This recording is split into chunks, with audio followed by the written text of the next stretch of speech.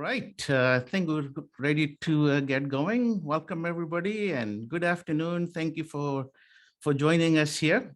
I'm Raghwa Gopal, the President and CEO of Innovate BC, a Crown agency that provides small business around the province with funding, business coaching, and resources.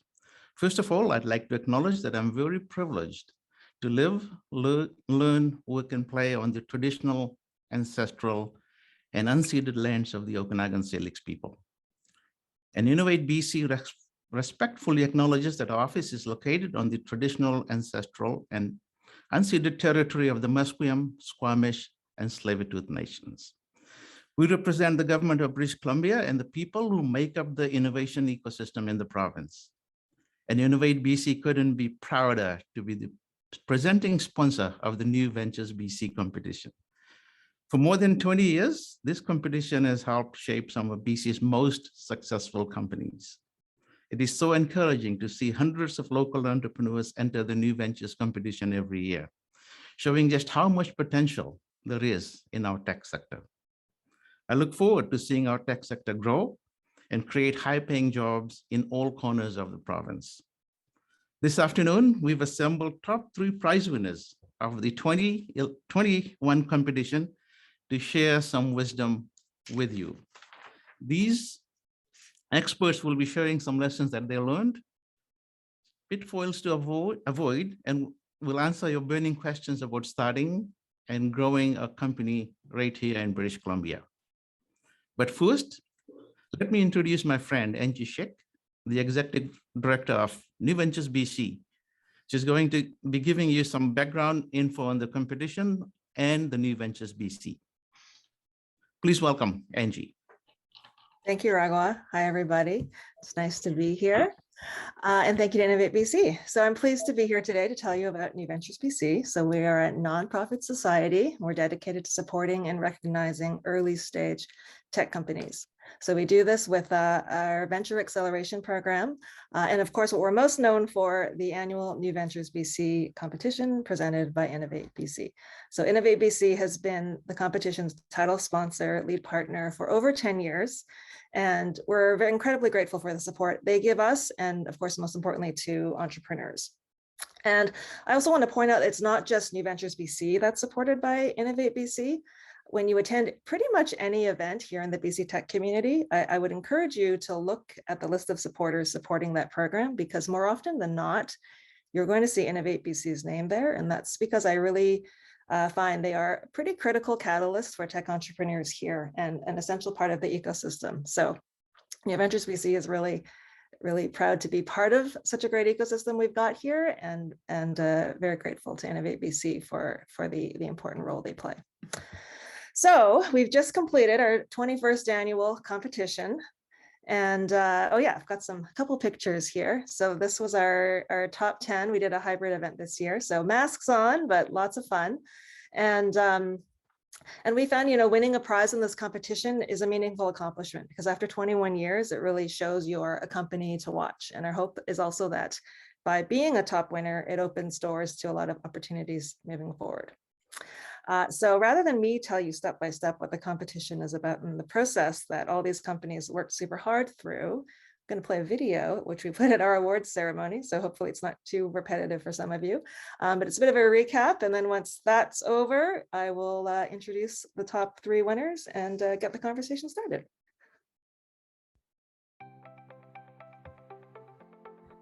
Welcome to the 21st annual New Ventures BC competition, presented by Innovate BC. This is BC's largest and longest running tech competition and a rite of passage for BC tech startups, where promising companies are identified, mentored, win prize money, and are launched into the stratosphere. Let's look at the numbers. Over the past 21 years of competition, nearly 3,000 companies have participated. The top placing companies have gone on to raise $1 billion in financing and have created over 8,600 jobs right here in BC.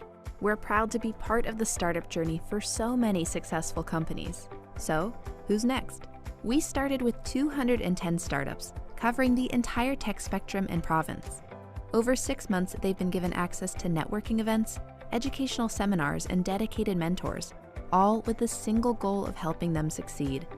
So, who will succeed? This year's top 10 have gone through 4 rounds of competition, where they were judged on their idea, market viability, and probability of success.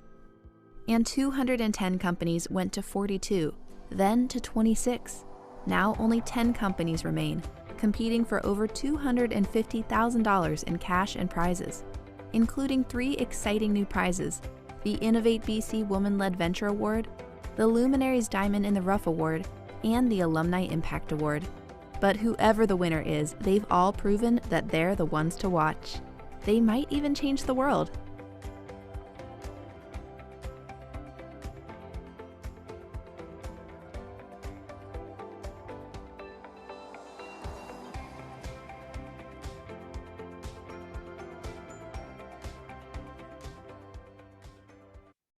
All right, thank you. So spoiler alert, we know who the winners are. Okay, so I'm going to introduce the panelists and then I'll pass it back to Raghwa, who will moderate the conversation from here. So first prize this year was TrafficDriven Technologies. Congratulations again. And here from TrafficDriven is their COO and co-founder, Marissa Rezadeh. Second prize winner was Train Fitness, and they actually just launched, I believe, right near the end of the competition before they won. So check them out. I'm sure Andrew will tell you more about it, but we've got co-founder Andrew Just joining us. So welcome, Andrew. And our third prize winner was Moment Energy, and that name might ring a bell more than usual this week because they just announced their $3.5 million funding raise, which I think I saw a bunch of articles on it the last couple of days this week. So congratulations again. And Samreen Ratan, who's their co-founder and COO, is also here to join us. So welcome. Thanks for taking the time to share your entrepreneurial journey. And I will pass it over to Raghwa to get the conversation going. Thank you, Angie, and welcome, Marissa, Andrew, and Sumreen. Thank you for spending your lunch hour with us today. We'll have a great conversation, and hopefully there'll be a lot of learnings for all of the aspiring entrepreneurs that have joined us today, spending their lunch hour with us as well. For the audience, if you have any questions for our panelists, please type it in the Q&A, and we'll attempt to address as many as we can in the last 15 or 20 minutes of this hour. So again, congratulations to all the 3 winners. You're in great company. A lot of companies that have won New Ventures competition have gone on to do some great things. So no pressure. Just wanted to put it out there. So let's the discussion begin, and I'm gonna kind of start with a question and probably pose it to one of you, and then if any of you want to kind of join in and pitch into that to answer, please free to do that. We'll have a pretty easy conversation. So I'm going to start the conversation with you, Marissa. Just kind of get from you, why did you start the company? What was the compelling need that made you take this risk? Thanks for the intro. Glad to be here. About TrafficDriven and what we do is a platform for buying and selling cars online. And I think this is a pain that anyone has felt at some point in their life, right? There might be some people in the audience right now that are actually going through the process of buying and selling cars and can feel the pain. And the thing is that everyone loves buying a new car, but no one likes the process of going through selling the car, driving around dealership to dealership, see who pays the most for your money for your car, and then go through the process of buying a new car and then door to door to dealerships. So when I read the business plan that my business partner, Mike Wood, had written, it resonated with me. And I was like, this is the profile of an early adopter. I will use the product as soon as we launch it. And so it was solid. I love the idea. And I was like, let's build this and get this to market. It's needed. Excellent. Definitely needed because I can use it as well. Andrew, what's your take on it? Yeah, so I grew up actually with a background racing in triathlons, and maybe a quick background on what Train Fitness does. So we've built the first application that automatically tracks your entire strength-based workout hands-free using only the Apple Watch. So you strap on your Apple Watch, you hit start workout, and then whether you're performing bicep curls or chin-ups or squats or any exercise that you can imagine, will automatically detect when you start that exercise, will count your reps, and then you can log your entire workout and save it to your profile. I think coming from a triathlon or a cardio background, I was very inundated with technology and data and numbers. I was always trying to get more numbers in my workouts to be able to provide a better workout experience and improve. And as I started to transition over to the strength side and the anaerobic side of working out, I was very dismayed to realize that none of this technology really was available on the strength side, and it ultimately came down to the fact that you couldn't automatically track and record a workout. So it really came down to a pain point for myself, where I was in the gym trying to manually log my workouts, struggling to do so. It was cumbersome and tedious and just frankly quite annoying to do. And I said, hey, this is a truly a problem that artificial intelligence would be able to solve. And that's what made us go after it. And does the app also give recommendations of what you should be doing next? Yeah, so we're working on features right now that include things like recommendations on entire workout plans in terms of which exercises you should be doing, and even things like form correction and coaching. So for example, if you're doing an exercise incorrectly, or you're doing it too fast, or you're moving in such a way that would make you more susceptible to injury, we're working on features right now that'll give you real-time audio cues while you're doing the workout to help improve your entire exercise. Excellent. We'll dive a little bit deeper into the product and some opportunities, but I want to get to Simreen to hear about her story about what made her start this enterprise.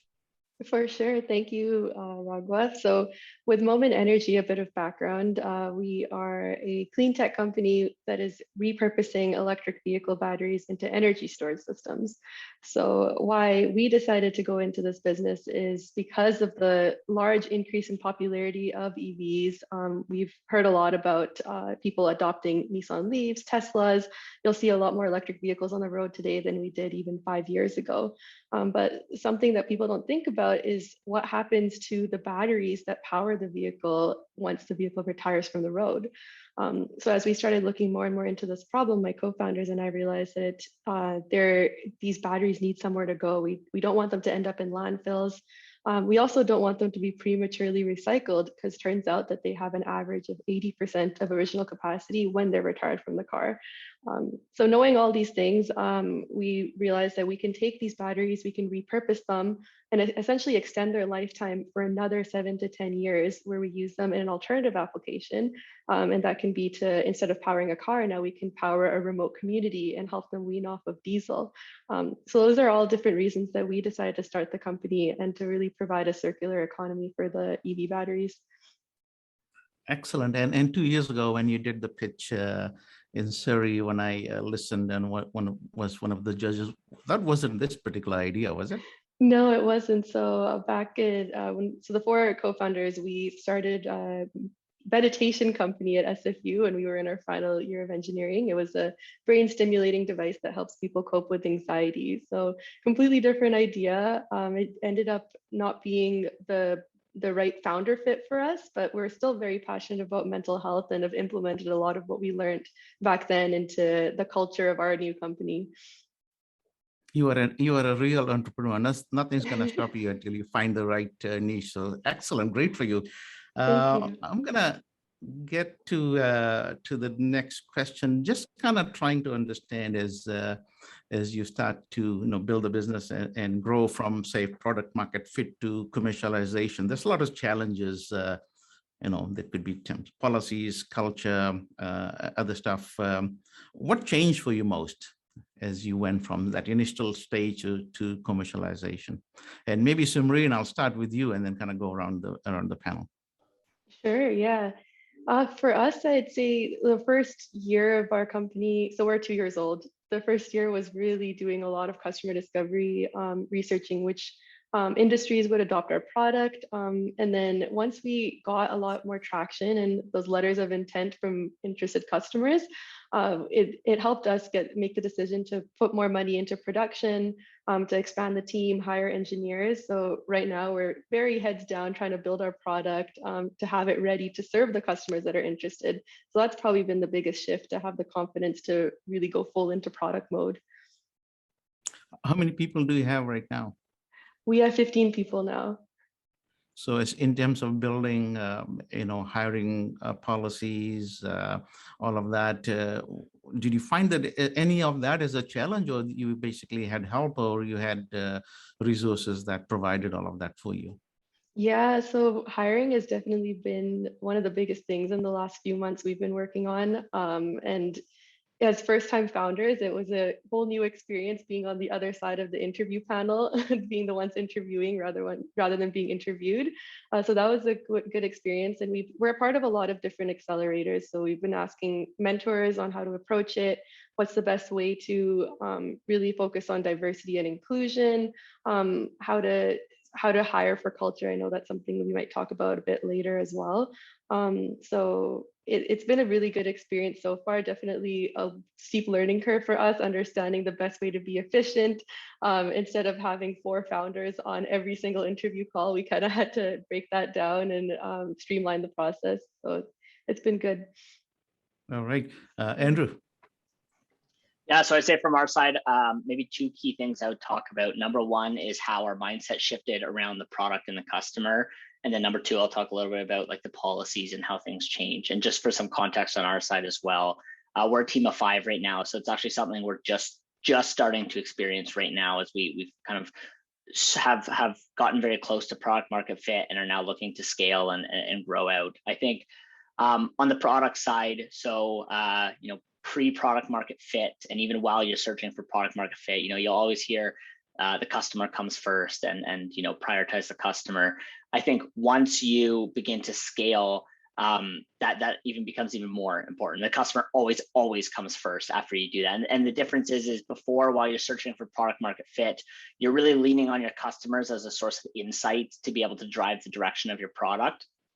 And once you are now in a position where you're starting to scale, you're still doing that. You're still leaning on your customer as a source of insight to drive your product. But further than that, what you're actually also starting to do is you're now actually asking these same customers for revenue and for money from their wallets. And you're also expecting them to help be the main source of your growth, whether it's through referrals or organic growth within your company or your application. So you actually start subconsciously or through the process of growing, you're actually demanding more from your customers. And that, as a result, means that you have to hold yourself to a higher standard as well. Suddenly now we're asking our customers for feedback for their money. We're asking for them to, help refer the app. We're asking them to still, do the initial things they're doing, where they're reporting bugs to us and, texting me when things break or don't go right. And now you're asking more. So you also have to hold yourself to a higher standard. And we've seen that. I think around the policy side, the one key thing that I would point out is when you're a very small startup, you're actually able to cut corners, or you kind of have this halo effect around you where you're able to maybe get away with certain things that a larger company wouldn't. And I think a perfect example that I can give is on one of our first hires. It was actually our first full-time hire, not a contractor, and working as a full-time salaried position. And we'd gone through the interview. It went well. My co-founder and I are on this interview, and we're feeling very good about it. We felt that the candidate was very excited as well. And right at the end of the interview, we got this question, what are your company benefits? And the reality is we hadn't even thought about benefits yet. This was at a point where I still wasn't paying myself a salary. Let alone thinking about dental benefits and health benefits. And so I was just very frank with them, and I said, look, we don't have any benefit. You're not going to get any benefits when you join, but maybe down the road we can give those to you. And I think you can get away with that in the early days because you have this kind of glowing halo of wow, there's this shiny new startup that's really working on something cool, and maybe I won't get dental benefits, but I really believe in the product and its ability to grow. But that tends to wear off once you start to grow a little bit bigger, and suddenly, these employees or individuals that want to come and join your team, they're not going to be able to say, oh, I was employee number 1 in this major startup. There's less glow or halo when you're employee number 20 or 40 or 50. And so you have to start to look at policies and ways to legitimize your business more. And I think that just comes with growing, but it's definitely an observation that we've made so far. Excellent. I mean, your focus, your mantra on customer comes first is very important. And I think it's something that all startups should really take heed and keep that in mind. Number one. Secondly, you're right. I think as you're kind of growing, you can get away with a bunch of things, but you need to be prepared to have all of those policies and contracts in place. A quick question is things, just simple things like employment contracts and customer contracts and stuff like that. Is that something that's readily available that you can just kind of go to a resource site and be able to get that and customize, or do you actually have to pay for all of these services, or have you even gotten to that point yet? Yeah, so I think it's one of those things where there's definitely a lot of resources online. And an example I can give you is actually 3 years ago, if you were to incorporate your business, you would go to a legal team, and an incorporation could cost anywhere from $1,000 to a couple $1,000s, depending on how you're doing it. There's websites online right now, notably like owner.co, where you can get incorporated for like 200 or 250 Canadian dollars. And there's a ton of similar services where you're seeing actually the tech company from within is disrupting incorporation, employment contracts, HR, multiple different aspects of like the business life cycle that provide immense value to startups that are looking to do these processes quite affordably. I think my biggest piece of advice would be around employment contracts. There's a lot of stuff online, but having some sort of legal oversight or support, that money is usually very well spent. You can often find resources that, it may only cost you a few $100 to $1,000 in order to be able to get a template employment contract set up. But knowing that you've done that properly and you're protected, and it's not going to come back to bite you down the road, might be some of the best money that you do ever spend early on. Great advice. So trying to optimize as much as you can from the resources that are available, but at least try and make sure that legally you have all of the I's dotted and T's crossed. So try and do it as effectively as possible. Great, excellent. Melissa, what's your thought on this? Absolutely. So we're just over 1 year old, but things are moving really fast. So this question definitely resonated with me.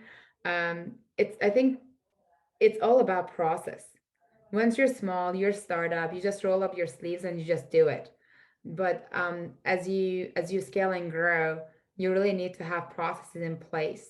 So to give you an example, we're pre-launch and we're running test auctions. So the platform, you can just do an online inspection, and then we put your car up in a 45-minute auction, and all the dealers across the network can bid on it, and you can watch it as a consumer. And right now, pre-launch, we're just doing test auctions to see, to check the stability of the platform. And in the past, month that we ran the auctions, we have actually transacted over $1 million worth of cars.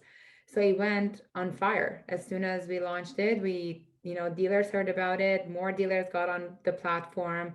The early adopter customers that we had just testing the platform kept referring other people to us. And now all of a sudden, we're doing all these large transactions, and you need to have processes in place for it. So we're really right now are focused on automation, because automation to scale is key. And as Andrew was saying, you really need to have all these. You can get away with a lot of things when you're small and you're just moving fast, but to build a scalable business, you really need to have processes in place. So we're laser focused on that one. And I think you should for startups, you move fast, but you shouldn't cut corners. You really need to have all your processes in place, and that really helps you with fundraising as well. We were able to oversubscribe a round in like less than 3 weeks, because everything like our due diligence, we had our due diligence package before we even started fundraising. So when they ask for it, you just send them out and it's done. Just do it before they ask for it. Excellent. So I'm just going to take the conversation to the process and fundraising. So I hear a lot of things about process when a startup should start to develop a lot of processes. Early on, you kind of heads down just doing things, and then at some point you need to start thinking about processes. Or do you start with building a lot of good processes from day one? What's your experience? Should startup just kind of start with making sure that a lot of processes are already in place as they're growing, or you just focus on growing and then at some point you start to build processes? What do you think? What works best? I think having right processes and policies in place from the beginning, it really helps, especially when you have an amazing idea and you have the right team. It just makes you move much faster, because it takes a lot less time to implement them early on. So for us, like for example, putting all the contracts, agreements, everything in place, when you grow, it's just a lot faster. You just have your templates and you just fill it in. And I know it's we self-funded for months and months. So of course, and with a startup, even after you raise money, every dollar counts. And after fundraising, it's even more important because it's someone else's money. So you think 3 times more about every dollar that you spend. But you're trying to be economical. And I think in BC especially, the community is so strong. If you ask your mentors, they can provide you with templates. All these legal firms, they have startup packages. They provide you with all these templates you can use. So I highly recommend putting like the processes in place from the beginning, and it make your life much faster. Because when you get to that stage that you're growing and you're scaling, you don't have time to look back, and it will slow you down at the point that you can't afford it. Right. And Sumreen, you're a bit ahead of the pack. So when did you start thinking about processes, or you had that mindset right from the get-go? Yeah, I mean, I completely agree with Mirsa, where you want to have those processes in place as early as possible. And at our company, I'd say at the beginning, we were moving really fast, and it was just the 4 co-founders. So a lot of what we did wasn't documented properly. And then as soon as we started bringing in new employees, that's when we realized, and they would ask us questions: where can we find this information? How do we go about this task? And we started to implement those processes then, and we still are today as we hire and we realize we have holes in the company that we need to fill. So I definitely think that if you can put in the time early on, because it saves you so much more time in the long run. And I have a pretty good example of that. It's as simple as bookkeeping, where we were making a lot of purchases, and we had all the receipts, but they just wasn't documented in the right way. So once we did bring in an accountant a year and a half in, we realized that everything was all over the place. So we had to spend hours and hours for a whole week. All co-founders were on that. So much time was spent just trying to fix something that if we had a process in place at the start, we wouldn't have had to do that. Andrew, anything you want to add to that? Yeah, no, I think there's low-hanging fruit here that is very easy to take to start early. And I think bookkeeping is like a perfect example. You can subscribe to an online bookkeeping service, for $40 or $50 a month, and it will make keeping track of all your expenses and receipts incredibly easy. Even if you do nothing with that and you're like, well, I have no idea how to file taxes, that's a big process for me, and I'm just, it's January, I'm not going to think about that till December. Fantastic. Just starting to do that bookkeeping, things like as soon as you start to bring in other money besides like a co-founder or a founder's money, looking at like setting up like an employee stock option plan is immensely valuable, because it just gets more difficult to do that the later you go. I think the one thing that I would say that is very, very important is the processes obviously only matter when the company really starts to grow and you start bringing in other people, other money, and then when things start getting complicated. So the very fine line that you want to balance is, while you're still in that like trial or development phase, you don't want to spend too much time on processes, because Obviously, like any founder, all they want to do is build their product and build their business, and they don't want to do anything else. And rightfully so. But finding those low-hanging fruit where you're going to save yourself a ton of time down the road is super, super valuable. And then a lot of it you can either have other people help you with or wait until the appropriate time. Excellent. So the message here that I'm hearing is don't put all your receipts in a shoebox and then take it to the accountant Exactly. 2 years from now. Make sure that you have that ongoing, and you can get it done for pretty cheap as well if you do it right. So that's a great advice. Andrew, have you raised any money? Yeah, so we raised a friends and family round in January of this year. So we raised just under 500K Canadian this year, and then we're actually looking to raise our seed round in early 2022. What I want you, all three of you, to do, take 2 minutes each and just talk about, give some tips and pointers to folks that are listening that may be interested in raising money, in terms of what to do, what not to do, what to look out for, because I think this is an area where a lot of people, a lot of CEOs that I hear spend almost 80 to 100% of the time in raising money. So any ideas or tips that you can provide, I think would be very useful. So Andrew, I'll start with you. Yeah, so I mean, raising money is difficult. It's probably one of the most challenging things that founders have to go through, and it's a combination of a difficult task to begin with, on top of most founders have no experience raising money. Myself coming in, I had experience building applications, I had experience working out in the gym, and I had experience working with customers and even on the business side, but I'd never tried to raise money before. And I think some of the advice that I can give is the fundraising landscape is changing right now, in that 5 years ago, it was very regimented in, you have your pre-seed, your seed, your series A, your series B, your series C, then your IPO, your exit, or even before the series C. And the nominal values that you would raise were pretty standardized. A seed was always like less than, $2 million or $1.5 million. And a series A was between 2 and 6 million. The reality is those are changing. Every day I feel like I log on LinkedIn and I see a seed round for where they're raising $15 or $20 million, and I'm flabbergasted on how that's not considered a series A or even a B. And I think the reality is it doesn't really matter anymore. And I think the biggest piece of advice that I could give companies is it's important to raise money when you are in a position to raise money, and not necessarily when you need the money. Typically the way founders think about raising money is they look at their bank account and they say, okay, well, I've got 4 months of runway, time to start raising money again. And while that seems like the logical approach to raise when you need it, oftentimes when you need money is when you're the least enticing to investors. So one of the really difficult things about fundraising is to actually say, okay, when is my company going to be in positions to raise strategically at certain times as we grow? And if you need to either shorten your runway and raise earlier than you would like to hope, or maybe extend your runway and raise a small amount through a safe, or have your co-founders put a little bit more money in, or even better, cut your costs.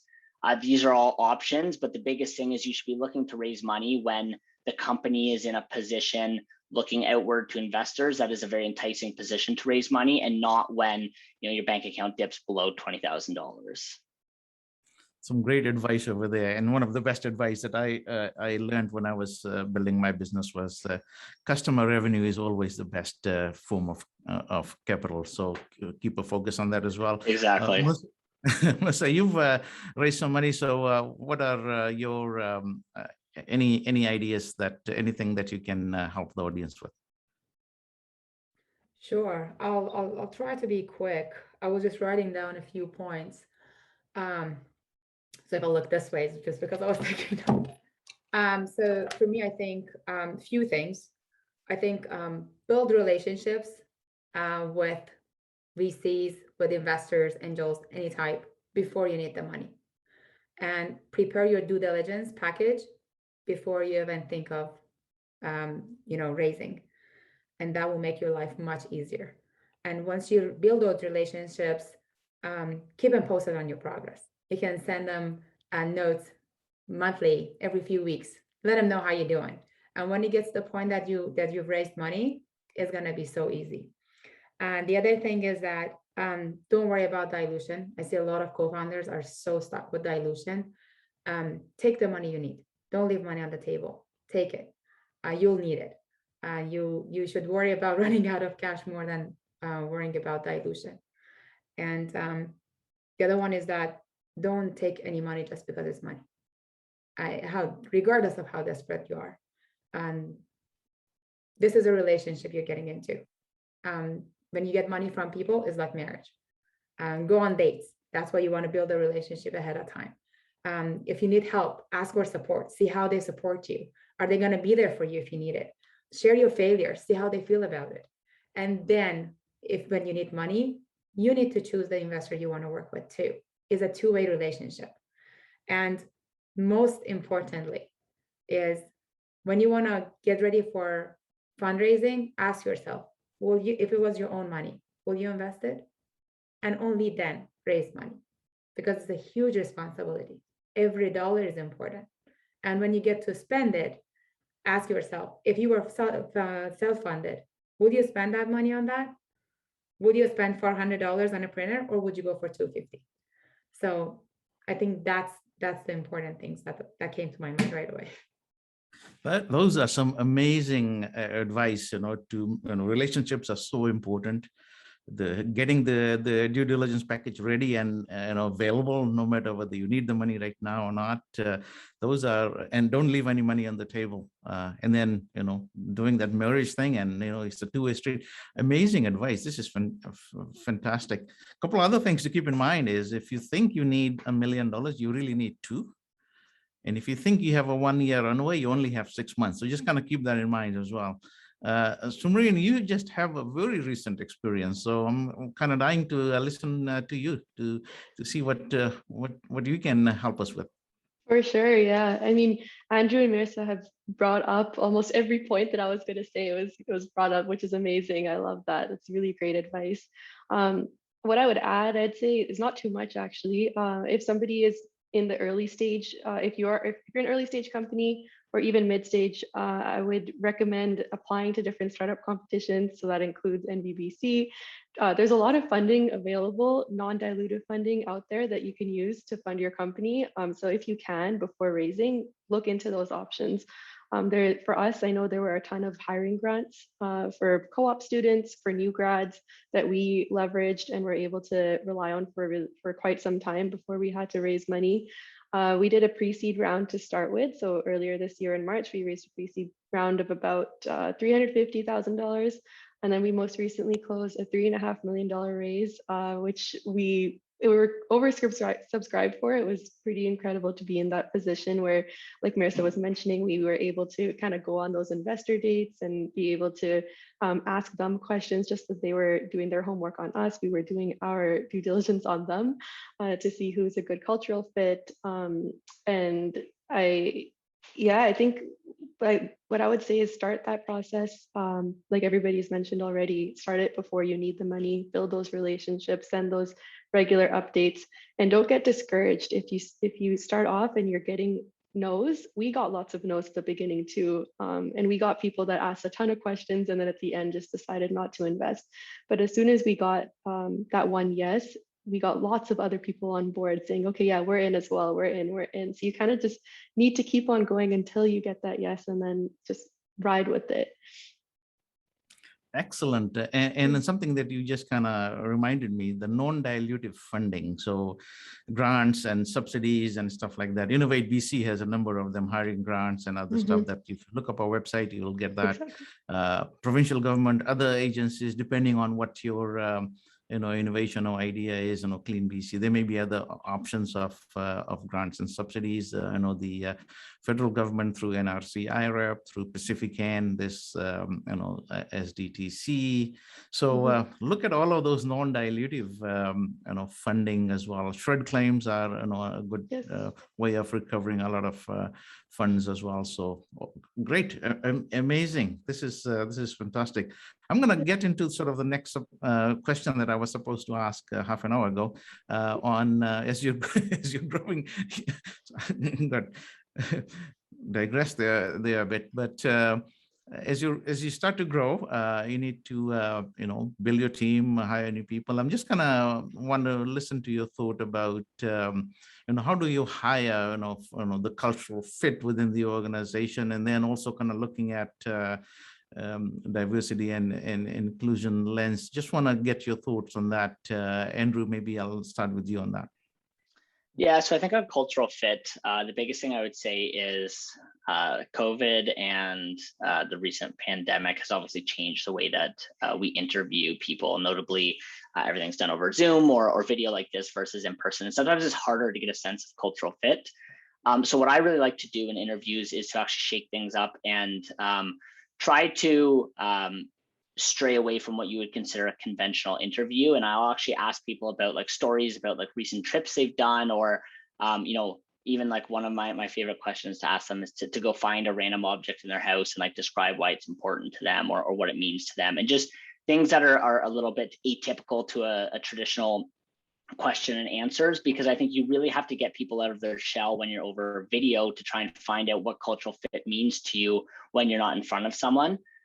And then on diversity and inclusion and hiring for a diverse team, I think there's so many things that you can talk about here. So maybe like one that I would, just one little tidbit that I would mention is the importance of recognizing biases. I think one of the biggest things that as a founder you need to recognize is you are susceptible to biases like anyone else is. And those biases will actually alter your perception on individual candidates. And there's ways you can try and eliminate that by screening resumes anonymously, where names and phone numbers and other aspects of the resume are blacked out or blurred out. But then even just going as far as saying, hey, I'm conscious of this bias, and saying, I may be slightly attracted to this individual because we grew up in the same town, or because we went to the same university. If you look at there's a huge bias if you just look at people's alma maters and where they went to university. They're much more likely to hire from those institutions. But if you come from a place of privilege where you are able to go to a particular institution that may not be affordable to someone else or accessible to others, you have to be very, very conscious of that bias. And it doesn't mean that, there's ways you can limit it, and you probably will never be able to get rid of it. But the very first step is just being aware that you have it and trying to take steps to mitigate it. Great ideas, and there's a lot of resources. I know Greater Vancouver Board of Trade has a lot of education on this particular topic about diversity and inclusion and biases in hiring. So if anybody's interested, short segments, 20 minutes that you can listen to, that provides a lot of help anyway. Sumreen. Yeah, so for us, because we're going through the hiring process right now, I can share some tips that we've picked up on. The first is that whenever we hop on or whenever we interview our candidates, we start off with an HR call. So that could be just to get to know the person, not diving into their skills and expertise, but to understand why they applied for the role, who they are as people, to get that idea of whether they would be a good cultural fit at your company before getting into the other stuff, because that's the number one thing is, will this person fit in with the team? Do they bring a diverse set of skills and opinions to the table? That's all very, very important. So we do start off with that. And then next we do bring in multiple team members into those interviews for a second call, just to make sure that we have other members of the team that feel like they're the right fit. And we're trying to eliminate, as Andrew was mentioning, we have to acknowledge that we do all have biases, but at least when we bring in more people, you can try and eliminate that or balance it out and see if one person recognizes something that the other one didn't. So that's helped us out quite a bit as well. We also have been working on a culture document. So this is something we picked up on from another co-founder of a different company who had shown us their incredible culture document. I think it was 20 pages, just outlining pillars of the company, what we look for in hires, what sort of culture we're trying to build. So whether we're talking about open communication or making sure that everybody feels heard at the company, these are all things that we're outlining in our own culture document and hoping to send out to our candidates so that they understand who we are as well. All right, excellent. Mr. Do you want to add anything to it? Sure. I think I know we're running out of time, so I'll try to go quickly. Is for me, startups are very difficult. right? You put in a lot of hours, it's stressful, deadlines, everything had to get done the day before. So need to hire people that have the startup mindset. Otherwise, they're going to leave you at the time that you do not expect it. So I think the importance of culture is beyond everything for a startup, because if you don't have the right people on the bus, you never make it. And the good thing about a startup for me is that you get to build the culture of the company you're working in. When you join someone else's company, you join their culture. When a startup, you have the chance of building your own culture. So hire for that. And for me, I always put business second. If you have the smart people, motivated, hardworking, that enjoy working together, business will succeed. If you hire for business and put business ahead of people, you already failed. And one other thing that I add is that I, for myself, every time I hire, I ask people about their values, because the values for the company shouldn't be something that's just written on the wall and people pass and then never look at it. It should be practiced. You should believe in it. And only then your team will believe in it. So for us, we hire for values. We ask them, and if the values are aligned, if what drives them is aligned with what you're trying to do, that's the right person for you. Because for me, I want to build a startup that I get excited about Sunday nights. I don't want to say happy Friday. I want to say happy Monday, because I'm excited to see my team and I want to work with my team. So build a company like that.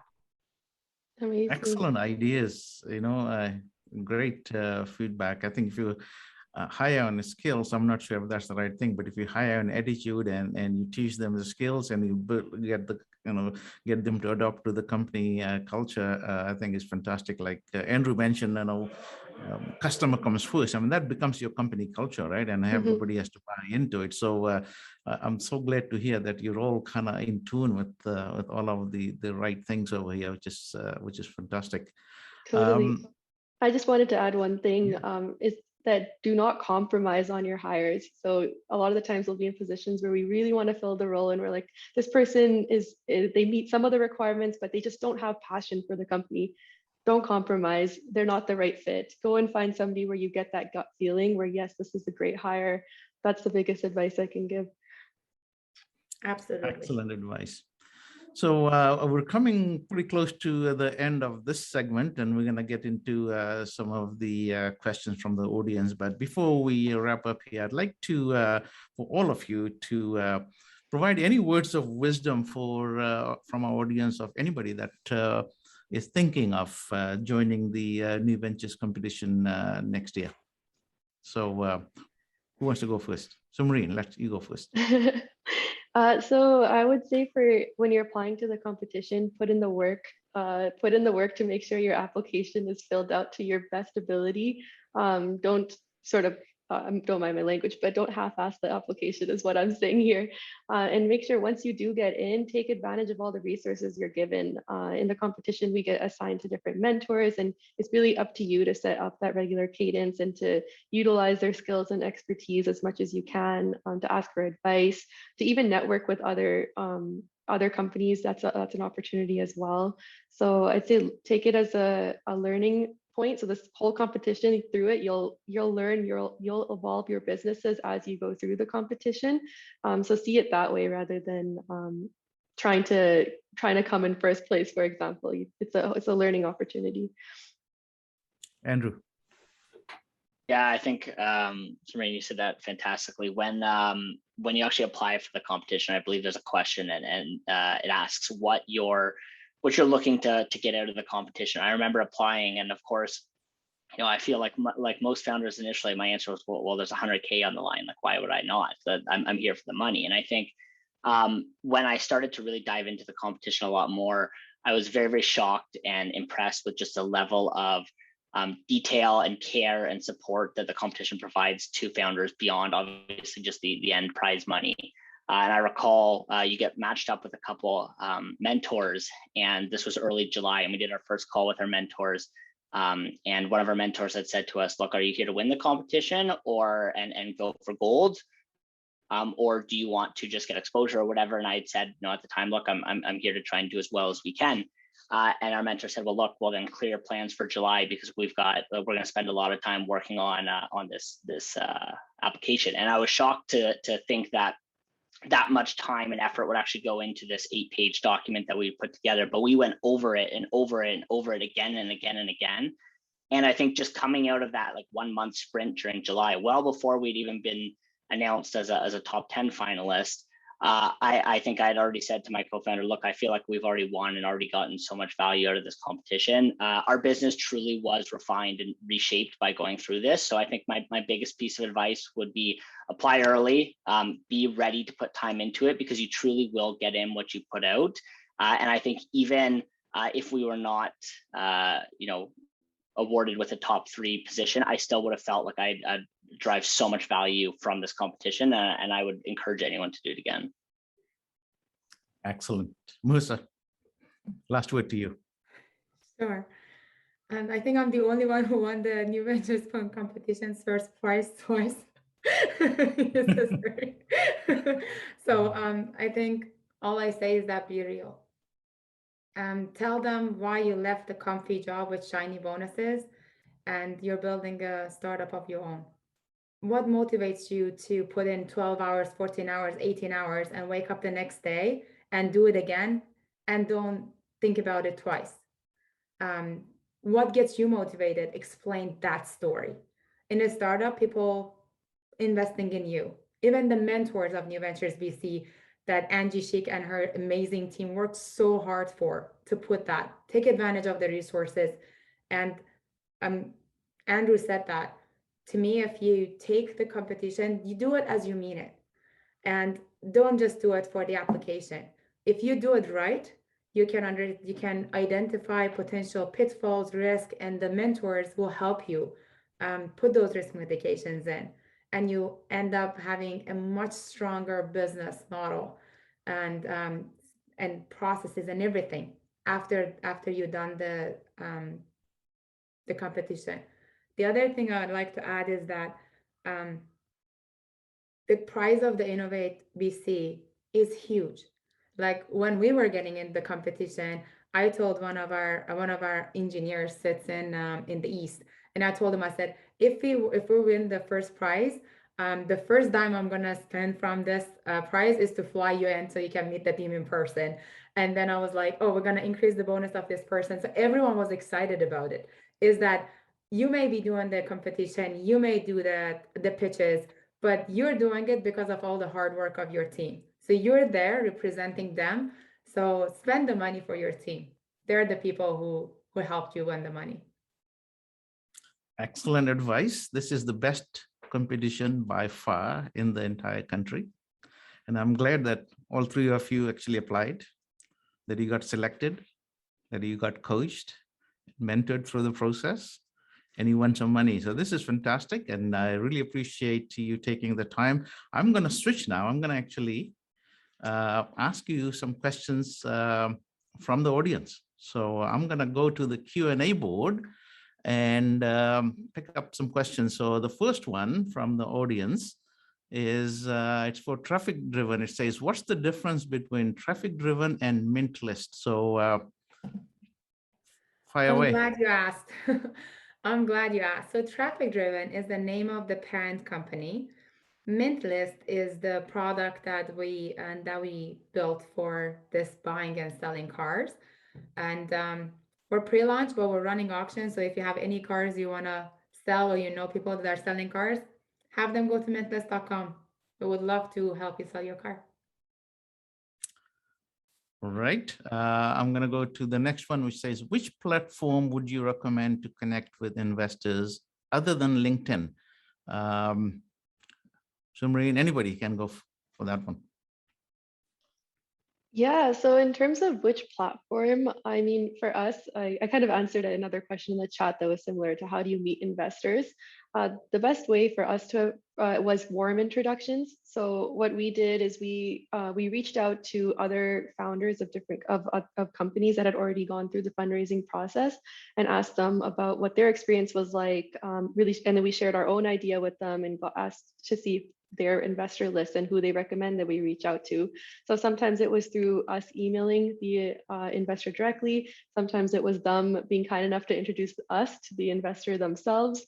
So right now that's been the best way, especially because things are virtual. We did our whole fundraising through the pandemic. So all our meetings were on Zoom, everything was online. So I'm sure if you talk to a startup that raised a few years ago before the pandemic, they'd have different advice, but this is how we did it. Andrew?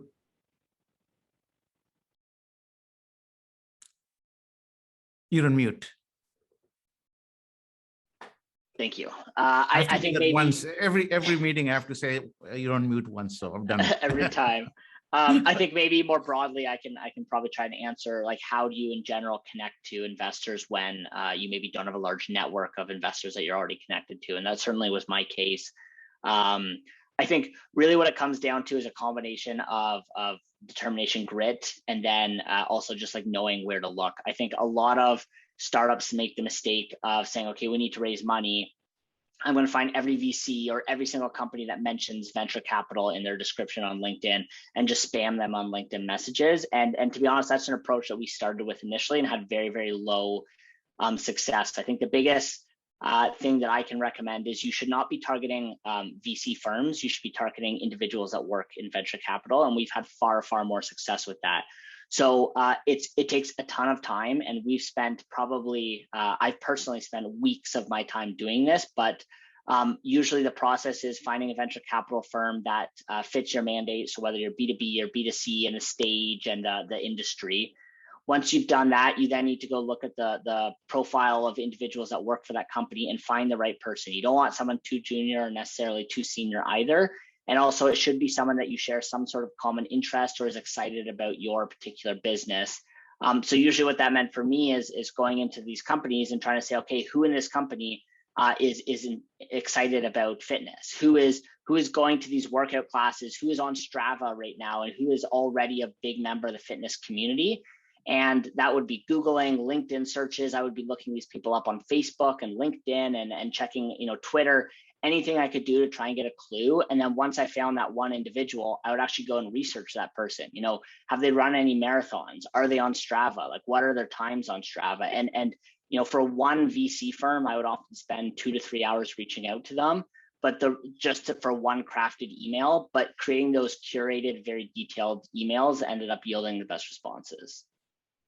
Man, I'm telling you, I'm loving this conversation. I could do this for another 2 or 3 hours. Unfortunately, there's a bunch of questions on the Q&A board that I cannot get to. So what we'll do for the audience is we'll attempt to capture all those questions and we'll try and answer offline.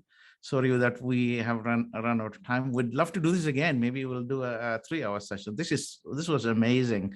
But I'll give you all 30 seconds each to wrap up. And